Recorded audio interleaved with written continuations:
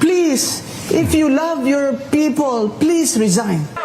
Mga kapatid, live and in person, Attorney Rowena Ganso.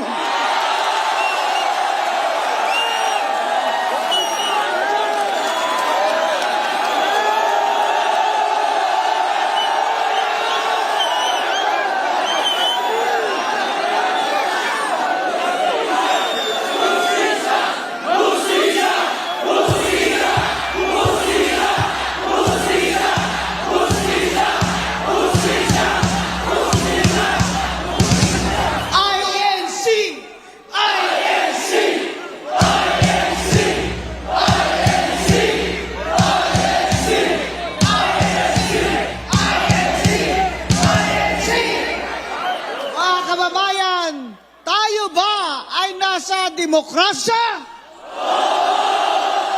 Tayo ba ay sa malayang bayan? Namili ba tayo noong nakaraang eleksyon?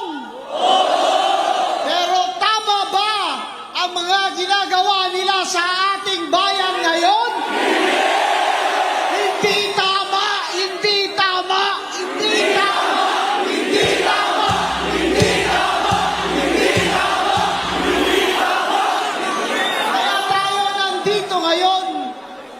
Naninindigan tayong lahat dahil ito ang katungkulan ng mamamayan, hindi lamang sa ating saligang batas, kundi sa ating mga pamilya at sa future ng ating mga anak.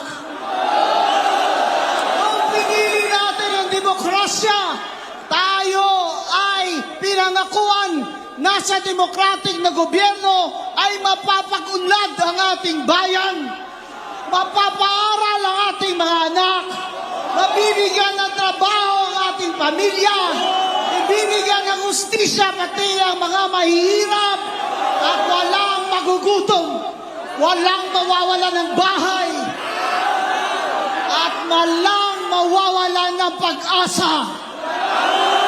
Pero ngayon, ang mga pangyayari ay nakakawalang pag-asa. Hindi lamang sa pagmamahal ng Panginoon natin ay magsusurrender na sana ako. Walang pag-asa. Imbes na mag-surrender tayo, kailangan sumigaw tayo na ang karapatan natin sa isang malayang bayan na maunlad, na walang mga magnanakaw, ay karapatan nating mga Pilipino na magkakapatid, anuman ang ating relisyon. Ang kinabukasan ng ating mga anak ang mahalaga sa atin.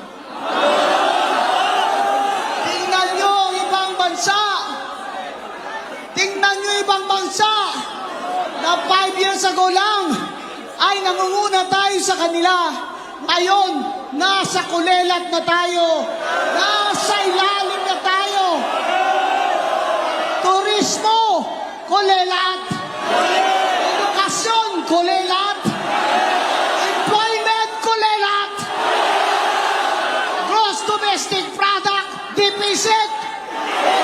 Foreign direct investment, wala ng kapital na pumapasok. Kahit ano pa ang mga advertisement nila sa ibang bansa, wala nang gustong mag-negosyo na ibang bansa dito sa bayan nating minamahal. Dahil lamang sa isang tinaga, korupsyon. Dahil sa korupsyon, ang Pilipino na dating tinitingala sa ASEAN na tayo'y magigiting na mga tao, tayo mga Pilipinong hindi nagpapalupig sa mga banyaga ay ngayon nagpapalupig ba tayo sa mga kawatan? Hindi tayo magpapalupig sa mga kawatan. Kaya tayo nag-arali ngayon para marinig nila tayo na hindi nyo pwedeng gawin ito sa amin na walang mananagot. Kailangan may mananagot. At kung sino man ang puno nito, kailangan siya'y managot?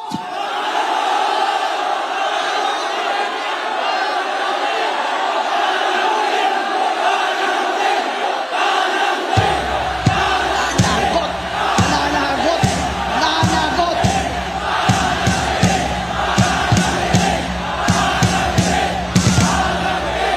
Matagal na ako dito sa buhay na ito. Matagal na rin ako sa politika. Sa tiyan pa lang ako ng nanay ko. Nang komisyoner na ako sa Comelec. Ngayon lang ako nakakita ng gobyerno at Congress na puro magnanakaw.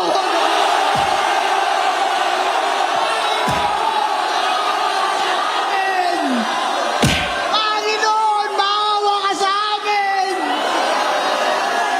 Bakit humantong sa ganito? Sa panahon ng Pilipino ay halos wala nang makain 3 beses isang araw. Kalahati sa atin o 60 milyon ang nakakaranas ng gutom habang ang mga buhaya ay pataba ng pataba.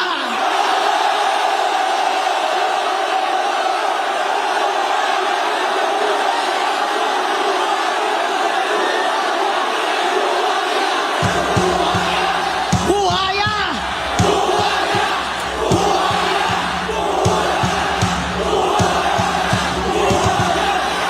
Habang ang mga tao pobre ay nakapila para makasakay lamang ng jeep o bus, 5 oras hanggang makauwi.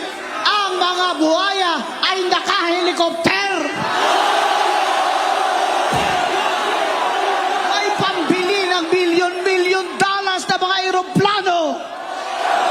At ang masakit pa sa lahat, pinagbabalaki pa ng mga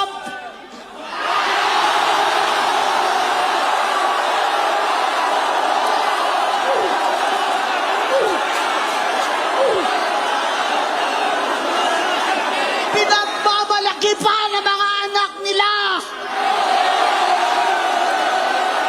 Yung mga gamit nila, kotse nila, relo nila, at bag nila, nasa isang bag lang ay makakapag-aral na ng 5,000 estudyante.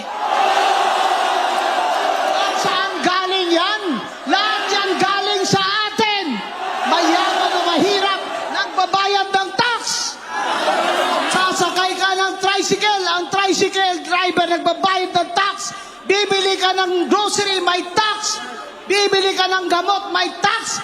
Bat sila ng bat. Dapat yung isa dyan, tawagan nyo na talagang Batman.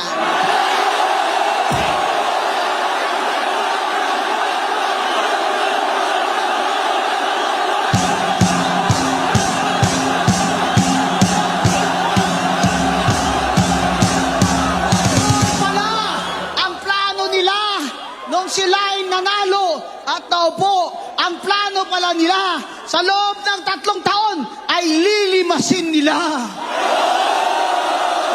Ang kawan ng bayan, habang tayo'y naghihirap, habang Pilipino ay nangangamatay dahil wala man lang pambayad sa doktor at sa gamot, namamatay ang mga bata dyan sa Philippine Heart Center dahil hindi napapaopera sa puso, habang ang mga buhaya ay wala nga ba silang puso?